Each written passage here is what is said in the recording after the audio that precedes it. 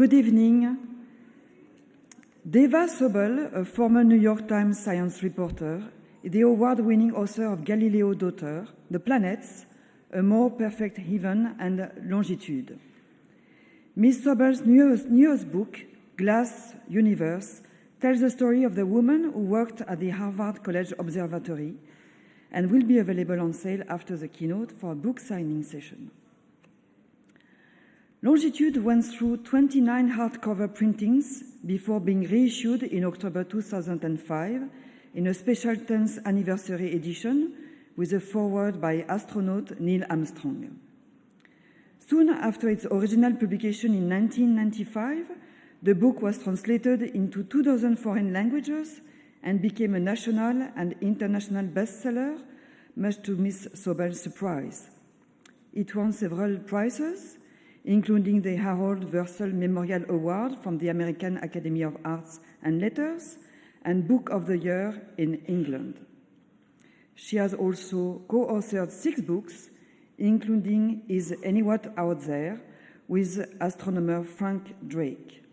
Please join me in welcoming Dava Sobel.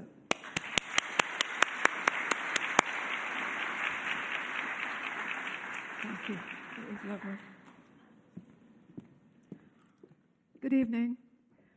I brought my globe because I want to remind everyone that the longitude lines go this way, in case anyone is confused.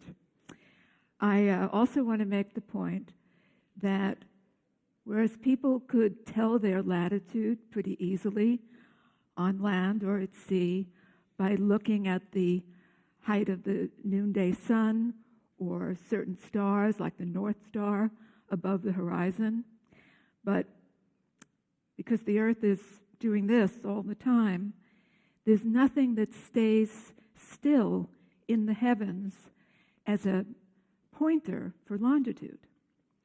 So the whole trick to being able to determine your longitude is to know what time it is in 2 places at once, where you are and also at a place of known longitude. And that was very hard to do for most of human history.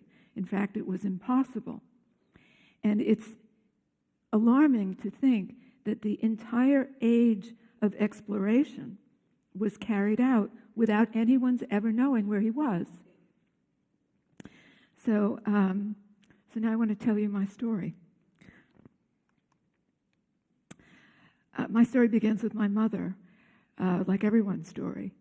And I put her in. There aren't many women in the longitude story, but my mother was a real navigator. She learned celestial navigation when my father got interested in sailing. And she took courses and had a sextant and knew how to read charts. And I was very young when she did that. So I went to the course with her. It was a night school course. But it was just what my mother was doing, so I really didn't pay much attention.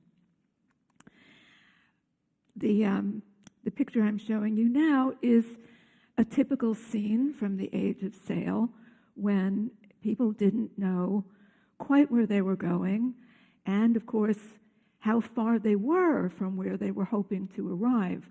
So sometimes it happened that they came up on the rocks on the coastline unexpectedly, and the ships would be dashed to bits and all the crew would drown.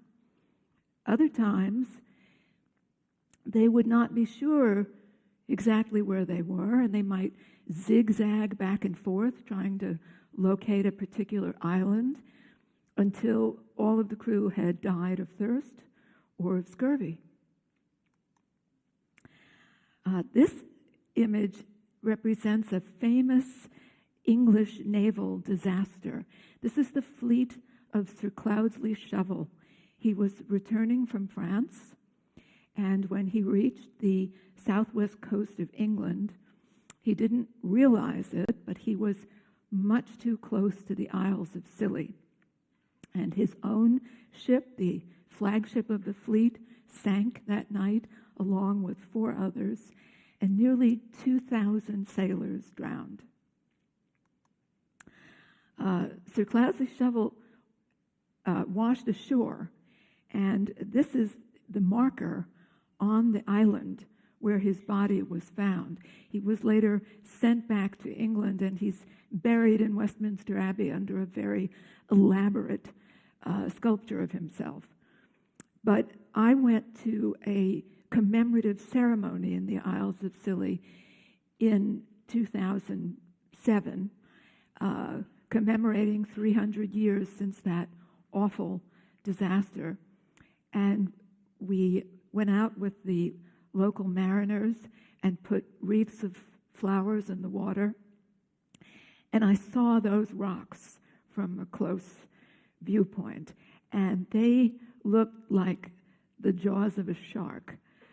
It was really a terrifying sight, and certainly drove home the point for me. So a few years after that accident, the English Parliament passed a law. It was called the Longitude Act, and it offered an enormous sum of money to anyone who could solve the problem of finding position at sea. And this was open to citizens of any country, with no limitations on what it might be. It could be a method, it could be a device, but these were desperate times, and it was worth £20,000 sterling to Parliament for a solution to the problem. And people have tried to come up with an estimate of what that is in modern terms, but let's call it $12 million. So this was a powerful incentive. There had been other prizes offered by other countries because everyone was in the same position of needing a means to find position at sea.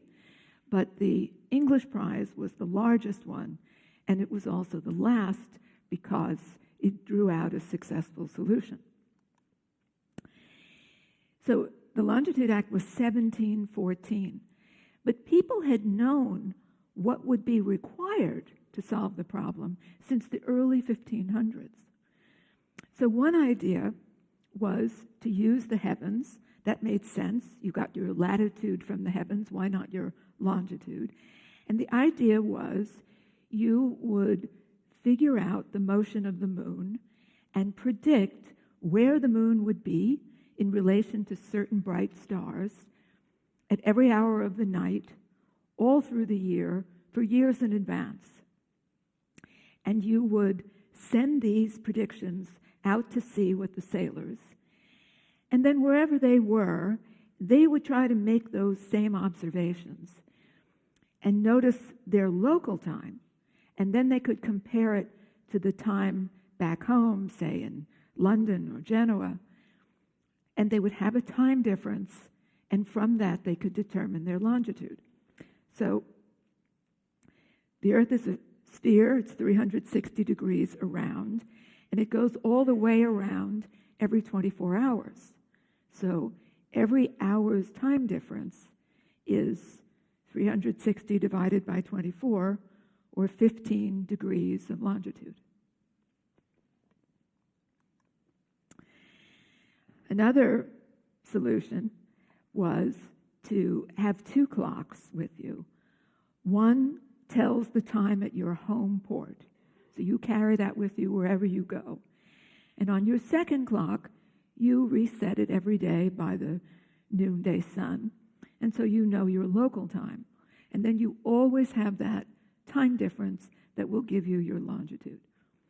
So these things were known in the early 1500s, but there was no practical way to put them to use because no one had mapped the stars well enough. The motion of the moon was not well understood.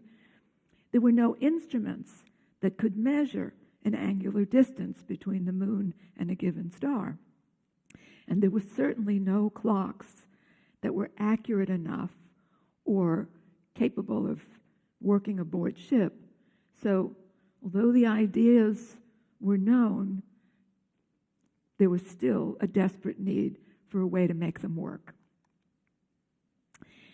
Galileo was one of the people who competed for longitude prizes in Spain and the Netherlands.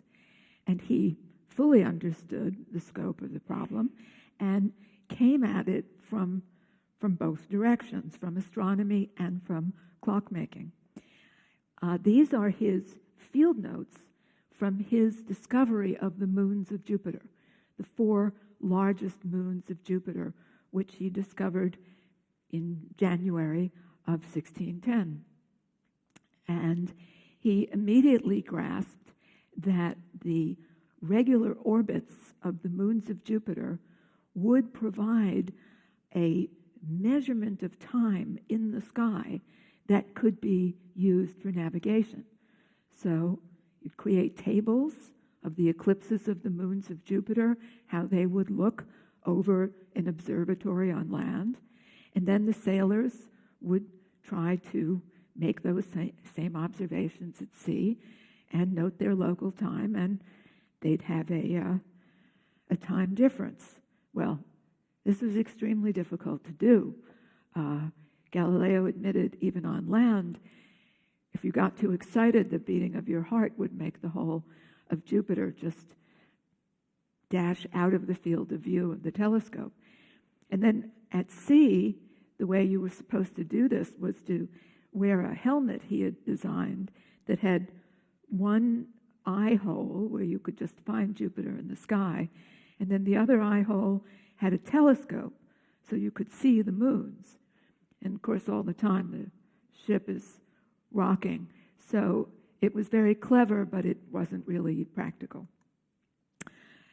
These are how we know the moons of Jupiter today, and in fact, we now call them the Galilean satellites of Jupiter. Although the method of using the moons of Jupiter didn't work at sea, it became the preferred method for determining longitude on land and creating better maps of countries. And this person, Ole Romer, was hired at the Paris Observatory to make the observations of the eclipses of Jupiter's moons. And he noticed something really interesting, which was that although the eclipses were very regular, they seemed to come ahead of schedule when Jupiter and the Earth were relatively close in their respective orbits, and they would fall behind schedule when Jupiter and the Earth were as far away as they could be. And he realized that that must have to do with the speed of light, and that light had a finite speed that could be measured. Up to that point, people had thought that light was instantaneous everywhere. And so this was a revelation, and his estimate of the speed was a little low but close. This is a map of France. It's actually 2 maps of France. So the faint outline dates from 1693. And then there was a later dark outline that shows the corrected map according to the new improved longitude determinations using the moons of Jupiter. And King Louis XIV was said to exclaim when he saw this change that he was losing more territory to his astronomers than to his enemies. So I said Galileo understood the problem in its complete context, and he devised a clock, an early pendulum clock, before the pendulum clock was really invented by Christian Huygens. But Galileo came up with a design for a pendulum clock. This is a drawing done by his student, Vincenzo Viviani. And it's known that Galileo's son, who worked with him on this idea, because Galileo by that time was elderly and blind, so his son built a model of what the clock would look like. This is a replica of that model that was built for the Smithsonian Institution. And this is an engraving by William Hogarth called The Rake's Progress. And it is the interior of an insane asylum, the Bedlam Asylum. And So all the people in this picture are suffering from one form or another of mental illness. And you can see there's a character huddled by the back wall who is drawing on the wall of the madhouse. He is the Longitude lunatic. Because by this point, people felt that a solution would never be found, and that trying to do it was like searching for the fountain of youth or trying to square the circle. And only fools and lunatics would try to solve the longitude problem. And there were a number of really crazy solutions put forward. My favorite one was called the powder of sympathy. And it had to do with a medical cure, a quack cure really, that was supposed to heal people at a distance. So if you'd been injured in a duel, you could apply a cloth that had been soaked in the powder of sympathy to the sword that had cut you. And that would magically initiate the healing process. So, what does this have to do with longitude? The idea was to intentionally wound an animal, a dog, say, and leave a bit of the dog's bandage with a person you could really trust, while you take the dog with you on an ocean voyage. And you leave the person ashore with the bandage and the powder of sympathy with instructions to dip the bandage in the solution every day at a certain time. And then while you're out on the ocean, every time this happens, the dog yelps in pain, and the captain knows that it's noon in London. So that, and there was a wonderful book by Umberto Eco called The Island of the Day Before, in which a voyage is undertaken using a wounded human as a form of torture. This is Edmund Halley, who was the second Astronomer Royal of England. When Parliament created the Longitude Act, it also created a board of judges who could decide the winner. And the Astronomer Royal was one of the members of the Board of Longitude by virtue of his office. There were also sea admirals, members of Parliament, professors of mathematics. It was a very prestigious board. But the board never met. From the time it was formed in 1714, nothing happened that it gave them a reason to get together. But everybody knew that Edmund Halley was a member of the board. So when the hero of our story, whose name was John Harrison, came up with an idea that he thought would work, he went to London and he went to the Royal Observatory to tell Edmund Halley about his idea. And the idea he had was for a clock. Now, the Royal Observatory was founded for the sole purpose of solving the longitude problem. I used to think it had been established to do basic research in astronomy, but no, it had this very practical mission from the outset. So Halley, like his predecessor Flamsteed, was mapping the stars, observing the motion of the moon, trying to make that lunar distance idea a reality. But he listened to Harrison, he listened to the clock idea, and he gave him some encouragement. And Harrison proceeded to build his clock. He actually built several clocks. This was the first one. It's now known as H1, Harrison's number one clock. And one of the things you notice right away about it is that it has those two tall bars with the balls on top, and it does not have a pendulum because it's going on board a ship. And everybody knows that on board a ship, a pendulum will just go wild. But these bars rock back and forth, and they are connected by a ribbon. So they hang together all through an ocean voyage. And in fact, Harrison was given the chance to take this clock aboard ship. Now, the terms of the Longitude Act said you had to sail from England to the West Indies and back. But I think nobody expected very much of Harrison's clock because they just sent him to Portugal. And it was miserable for him. He was very seasick, but the clock did very well. And on the way home, the sailors thought that they were at the point called the Lizard. I don't have a pointer, but I think you can read it. It's the westernmost point at the bottom of the coastline.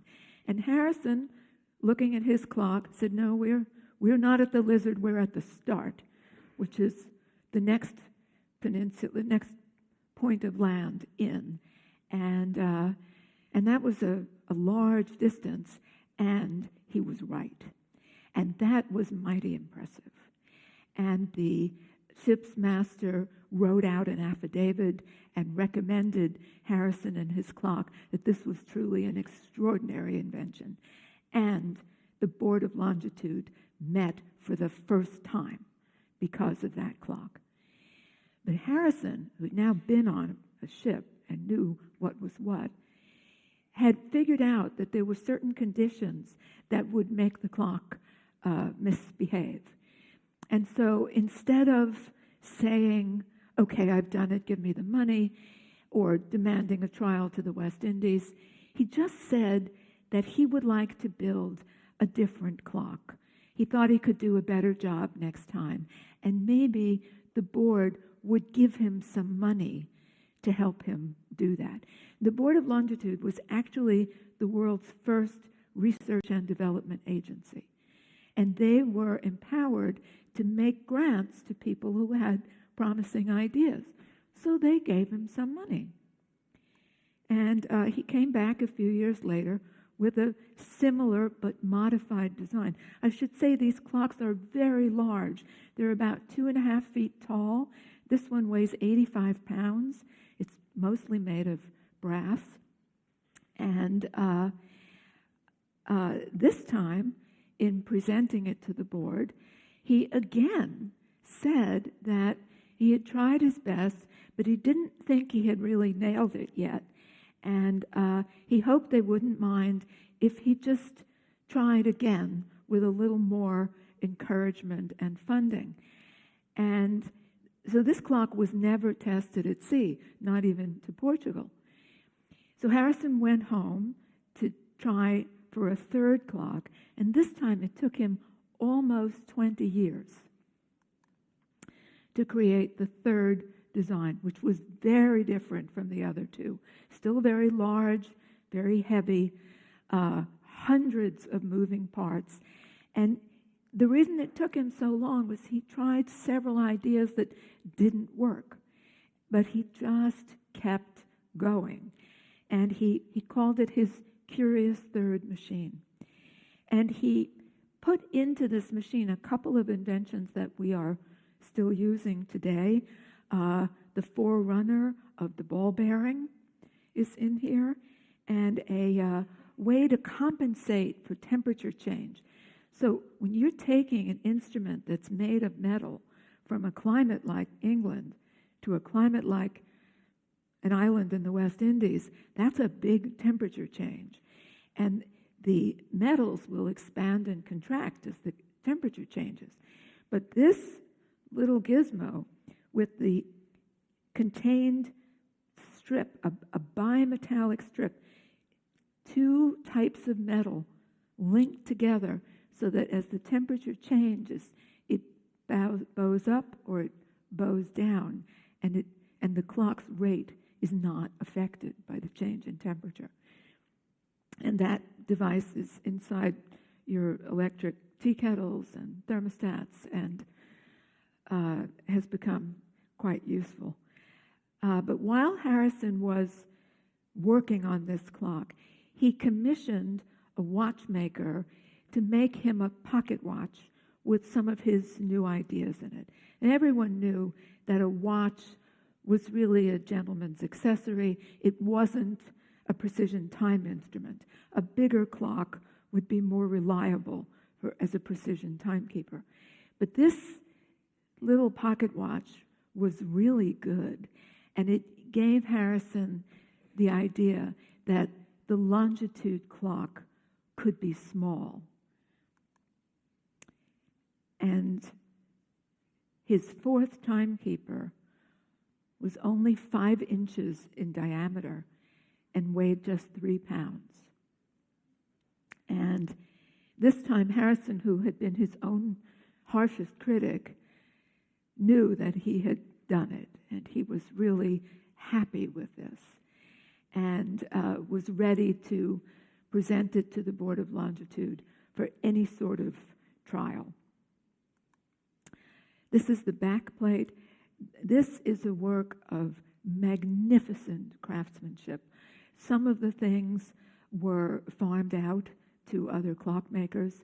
Harrison was very secretive about the process because decades of work and a potential fortune were riding on this invention, but he was really thrilled with it and was eager to have it tested. Here are some of his drawings. He did say when he finished H4 that he thought that there was no other mathematical or mechanical thing that was as beautiful in texture as this my watch, or timekeeper for the longitude. And I heartily thank Almighty God that I have lived so long as in some measure to complete it. So this clock went out on the real trial to the West Indies, and Harrison sent his son, William, to be in charge of the clock and had to be wound every day and protected. And they went all the way to the West Indies and back, and the tests showed that it performed brilliantly. But instead of the prize, Harrison got a lot of argument, like, well, that was probably a fluke. We really like you to take it on a second voyage and prove it again. And he fought that. I mean, these were dangerous voyages of weeks, months in duration, and it was his only son, his only living son.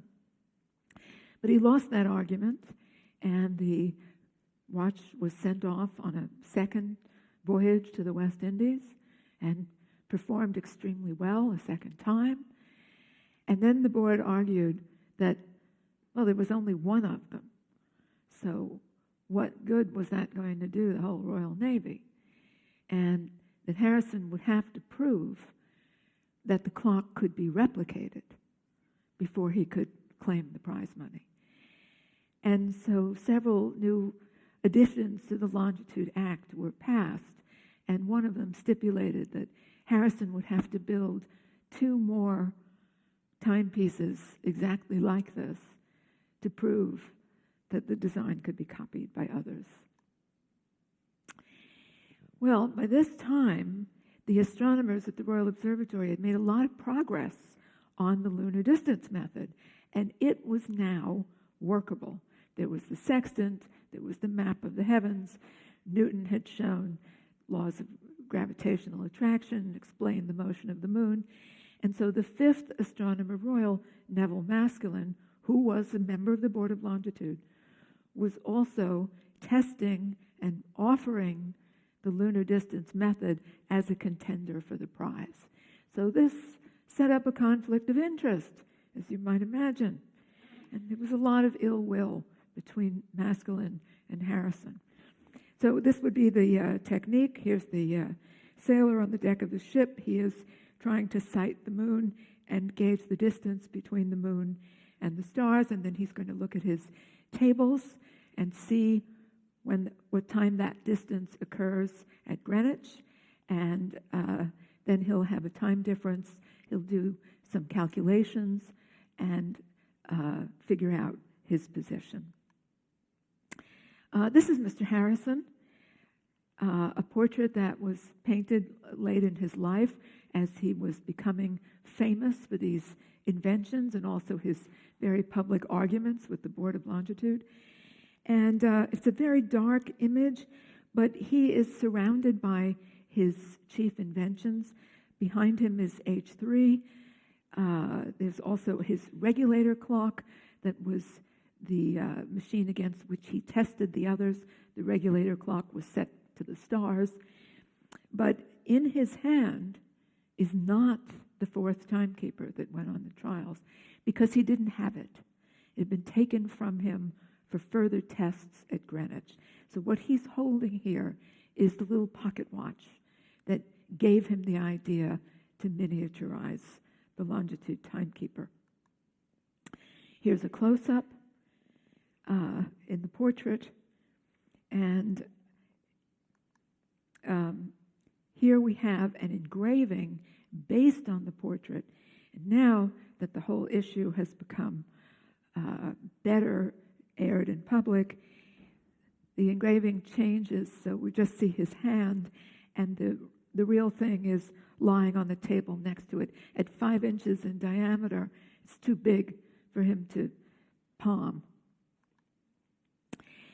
So Harrison did start to build replicas.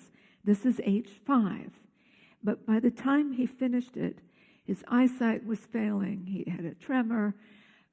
He was frustrated, angry, and he appealed directly to King George III. And the king felt that he had been very badly treated and agreed to test this timekeeper in his private observatory, and was so pleased with the way it worked that he prevailed on Parliament to give Harrison the money. And in a sense, Harrison was, of course, pleased, but in another sense, it wasn't the real prize from the board. It was a substitute, and I think that rankled him. He was such a perfectionist that to not get the full recognition must have been very bitter. But a nice thing happened then. A replica of H4 built by another watchmaker was sent off with Captain Cook on one of his important missions, a mission to view the transit of Venus from the South Sea Islands. And Cook used the watch and he compared it to the lunar distance method, and he had rave reports for the watch. He really thought it was a terrific innovation and couldn't say enough good things about it. Cook's other mission on that voyage was to look for a continent at the South Pole. And he was making maps. One of the prime uses of knowing your longitude is being able to plot your position on a map. So this was one of his maps. As you can see, we're now looking at the globe from above the South Pole, but he did not find Antarctica on this voyage. But he did adorn the maps with some lovely images of what it was like entering certain difficult harbors. So it was a map that was full of useful information to navigators.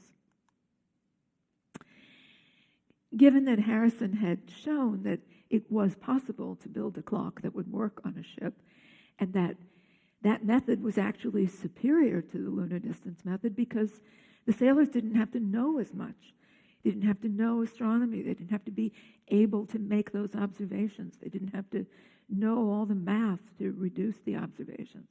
So it was an attractive alternative, but they needed people to come along and make them in quantity and bring the cost down. Faster, better, cheaper, as NASA used to say. So this person, John Arnold, was one of the first to have a factory of these timekeepers, which became known as chronometers, meaning a machine, a timekeeper that was truly precision and reliable. And Arnold was very successful, but he was very inventive. he came up with all sorts of different designs. The next person to take on this problem was Thomas Earnshaw, and he succeeded in reducing the complexity of the design and the difficulty of production so that he could make a chronometer in about 2 months instead of a few years. And his design prevailed for about 150 years. And that earned him the title of the true father of the modern marine chronometer. And that's what it says on his tombstone. This is John Harrison's tombstone. It's located in Hampton Heath, outside London. And all that writing on the tombstone, that's pretty much what I've been telling you. It's the story of the Longitude Prize and his role in it. And it's a tombstone that is maintained by the Clockmakers Guild, the worshipful company of clockmakers. Even though Harrison was not a member, they had the greatest respect for him. This is the old Royal Observatory at Greenwich. It is where Harrison went to find Edmund Halley, and where the trials of the land trials of his timekeepers were carried on, and where all the timekeepers wound up after Harrison's death. They were all there, and they'd been stashed in a damp basement. And so most of them were just rusted and in terrible condition. This person, Rupert Gould, who was a naval officer, found them at the observatory and was scandalized that they were in such terrible condition. And he wanted to take them all home and fix them up and restore them to working order. And at first nobody wanted to give him permission to do that because he had no formal training in horology, which is the science of precision timekeeping. And Gould argued that Harrison had no formal training in horology either. And furthermore, Gould was willing to work for free. So that argument carried the day, and he took all the clocks home and actually succeeded in restoring them to working order, which means that if you go to visit the Royal Observatory, you can see them all.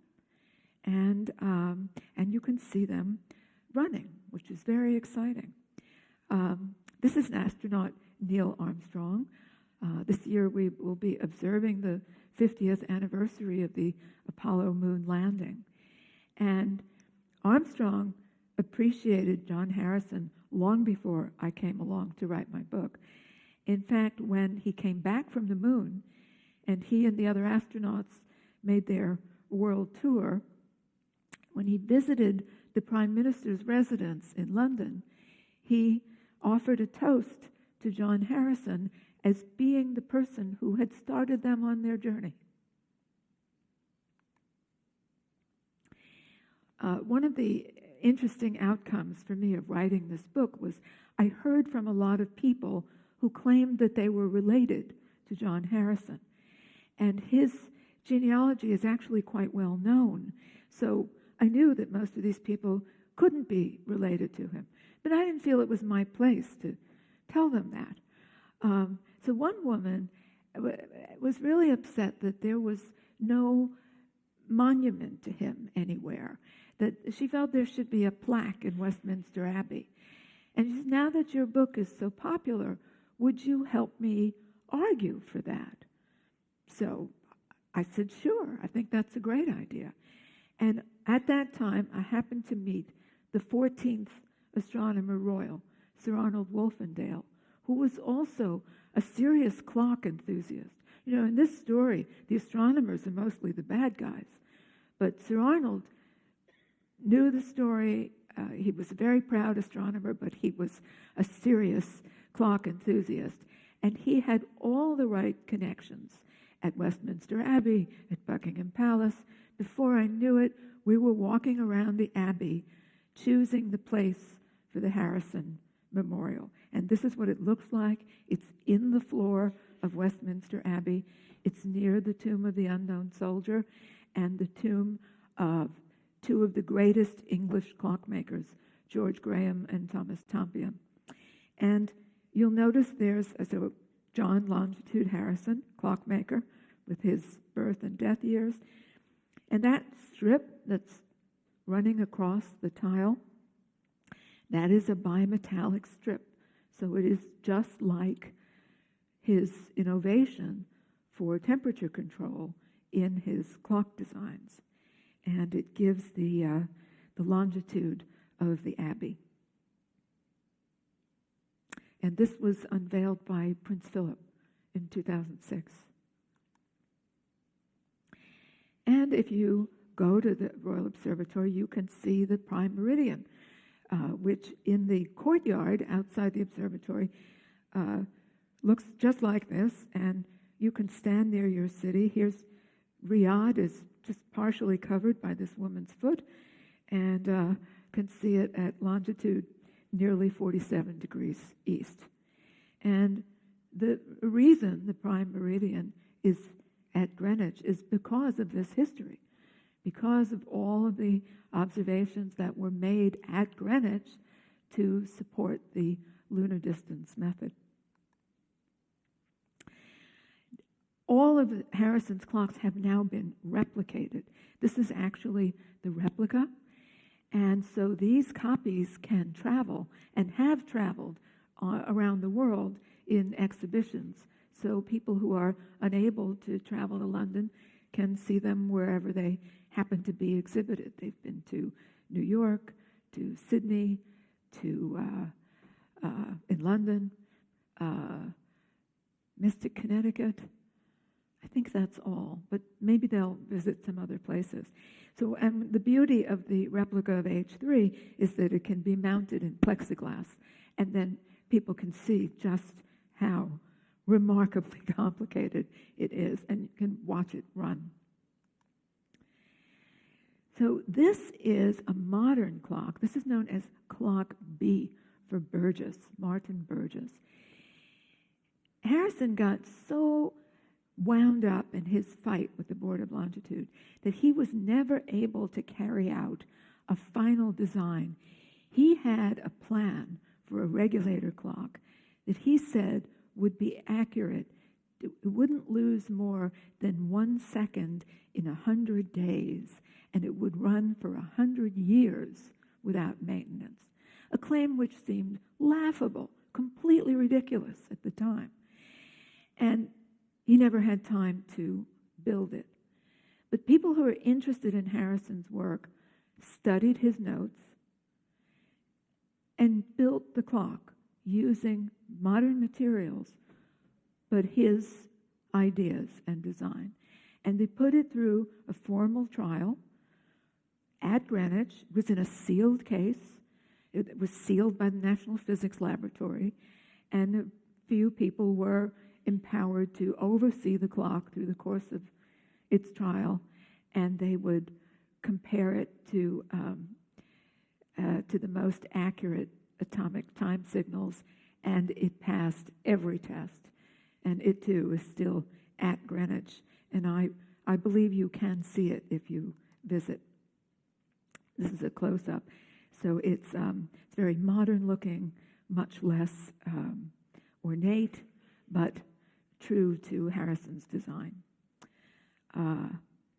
H1, again, I think this is just a beautiful object. One of the things about scientific instruments from previous centuries is that they had to be beautiful. That was an important part of their construction.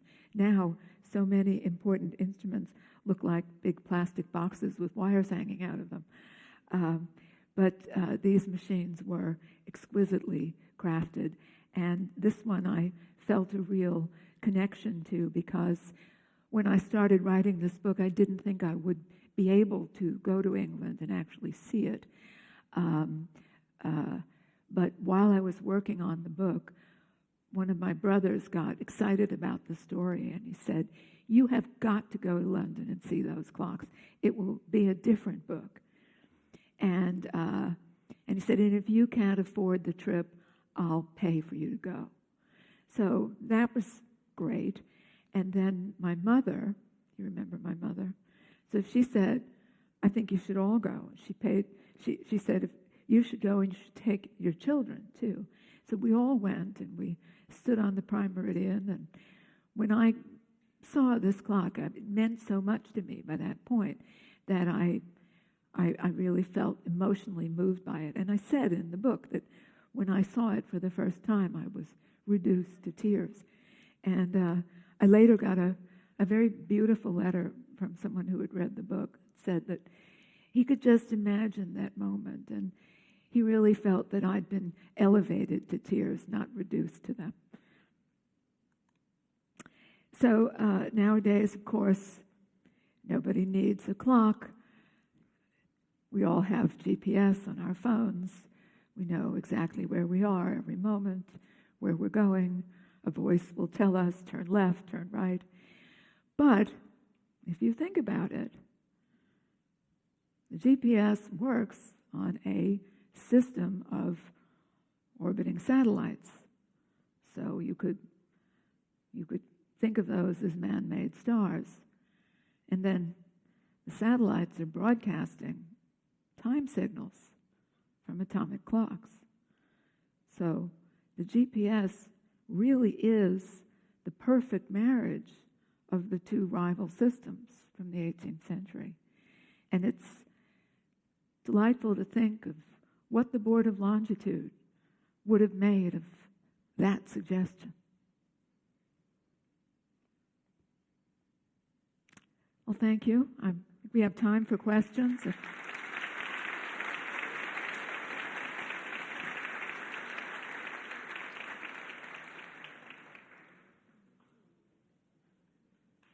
Do we have questions? Yes, good.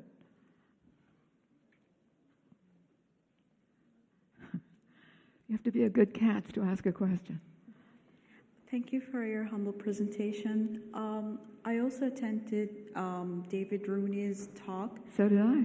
Yeah, and I still find difficulty understanding why do we really need to measure time if we can use the Earth and the Sun and the Moon. Like, I'm also trying to read about it. I understood there is atomic clocks that have really precise measurements and help for the GPS, for example. But I also want to understand what's happening with the Earth that makes it not reliable. Okay, I think there are several questions there. And the first one was, if you have the Earth and the Sun and the Moon, why do you need a clock? So picture us out on the ocean, and we have the Earth and the Sun and the Moon, and we can figure out what time it is where we are. But how do we know what time it is back home in London, or wherever home is? And the only way to do that is to have a clock that carries the home time with us. So we always have that comparison. And we understand the difference in time between where we are, from what we've just observed, from the time home, which we have on our clock. Does that make sense? Kinda. Probably do more reading. Okay. Thank And you. then, but you had another question about why is the Earth not up to atomic time anymore? So, how many people have heard about the idea of a leap second? And every now and then you hear that there's a leap second being inserted on New Year's Eve or on June 30th. So now that we have atomic time, the atomic resonances are much more regular than the motions of heavenly bodies. So if you're a stickler for exactitude, you go with atomic time. It's better. It's more reliable. But the problem is, for all of human history, we have told time by the heavenly bodies, and we don't really want to give that up. So people spend their time making sure that atomic time agrees with the time determined at the Greenwich Meridian. And when it looks like the Earth is getting a little bit out of sync with atomic time, a leap second is inserted. It could be the case that a leap second would have to be subtracted, although that has never happened. So periodically, one of these leap seconds is put in because people want time to remain tied to the sun and the moon and the Earth's rotation in space. But the people who are using precision time for applications in computer software, air control, air traffic control, they really like atomic time better and would like to get rid of that relationship, that synchronizing of the old time and the new. And so every now and then it comes up, we should decide to just not put in leap seconds anymore. But every time that decision is supposed to be made, people have voted to postpone the decision. So the decision has been postponed till 2023. We're going to still have universal coordinated time linked to the heavens for at least that long. And already in January, it's been decided that there will not be a leap second inserted in June. You heard it here first. Okay. Yeah, well, I just wanted to ask, did the board of Longitude ever decide on a winner? No. Technically, the prize was never won. They gave out a lot of money, and Harrison actually got the full amount. But as I said, it wasn't, here you are, sir, we recognize that you've done it. It was technically never won. Yeah, thank you for your talk. I was curious, you showed one of your first slides was in regard to the map, and he was writing the updated lines of what yes. I'm just amazed, like, how on earth, with the technology you have back then, how on earth do you know, like, those intricate little lines of this is the coast? Like, did someone go to each point and measure at each point along the coast? Is it? That's how it was done. That's pretty amazing. Yeah. I think one of the most interesting things I learned over the course of researching and writing this story was that the Beagle was a surveying ship. So its mission was to survey South America and certain islands to the west. And it just happened to take along this young naturalist named Charles Darwin. But the Beagle carried 22 chronometers for the purpose of making maps and having backup in case anything went wrong with any one or two or three of the chronometers. Thank you very much. I have a question. We know that there are several ancient maps starting from 16th century.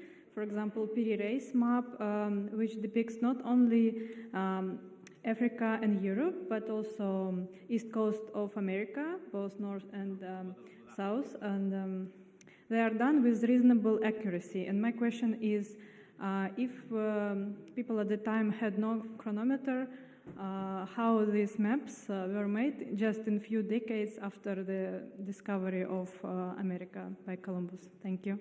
Yes, well, they look remarkably accurate, but the distances are not. They would measure oceanic differences by dead reckoning, by keeping a log of their speed, and therefore the distance they believed they covered day to day, but they didn't really know. It's fascinating to look at transparencies of maps, starting with those and even older maps from Ptolemy's time, because the general outlines of places were known very early. It's quite impressive. But then when you look at them in detail and compare them, you see the difference that each leap in technology makes. I'm sorry. Where am I looking? I still have a sore throat. There you Thank you very much for this touching and wonderful story. So, I was wondering, on a different plane, now that we have the GPS, the satellites, the atomic clocks, which measure time so accurately that it takes the age of the universe to set them back or forth by a few seconds. So supposedly we know everything, but then the Earth is no longer as mysterious and as large, and we are kind of clueless most of the time where we go and how we get there because somebody else is telling us. Because you've been thinking about this a lot of time, so to speak, can you tell us what is the dehumanizing and negative effects of us relying on the superior technologies, which are extremely complex, and yet us going back with our understanding of the mechanics, of the physics, of astronomy, of all of these wonderful things that people had to understand before to get around?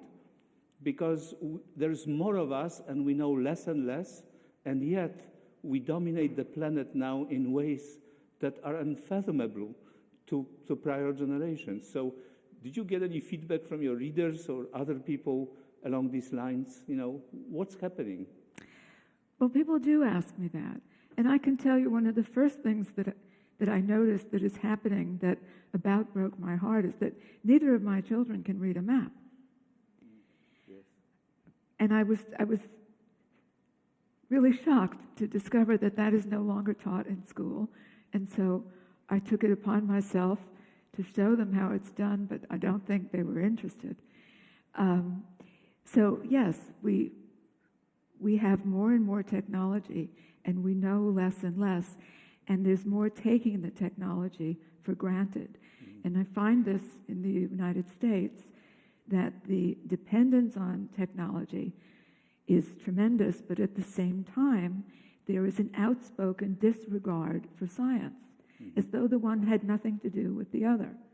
And so evidence for climate change is ignored at the highest levels of the federal government.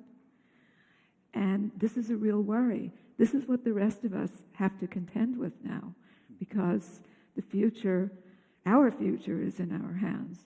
The planet will get along very well without us if we make it an unlivable place. But for the sake of our own posterity, that's where we have to put our attention now. Thank you.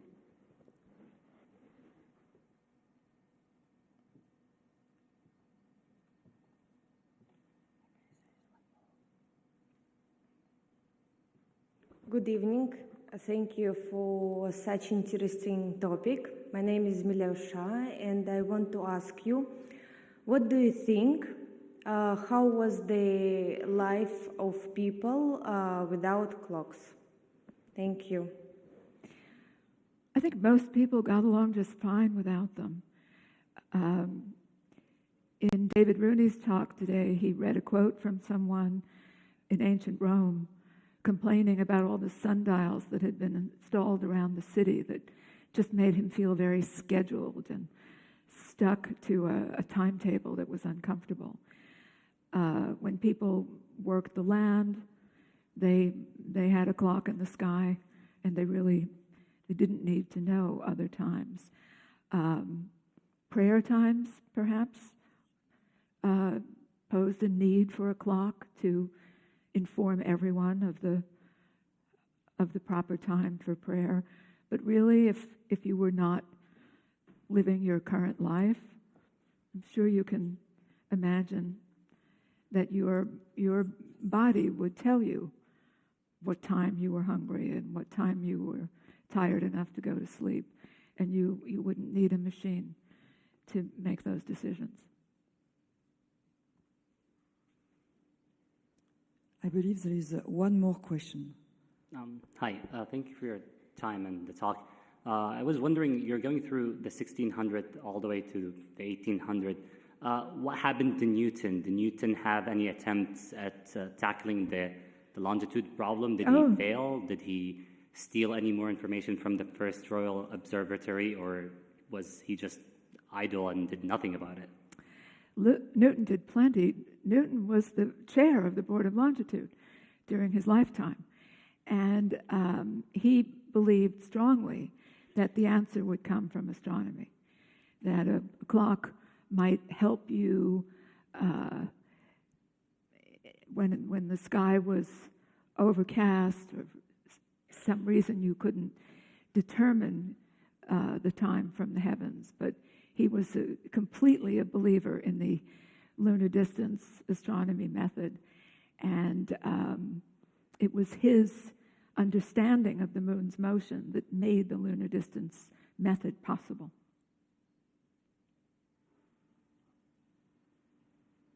So today it's the end of the keynote lecture series of WEP 2019, and it has been a great honor to welcome you at Chaos, and thank you very much for this amazing presentation. It's been an honor to be here. Thank you.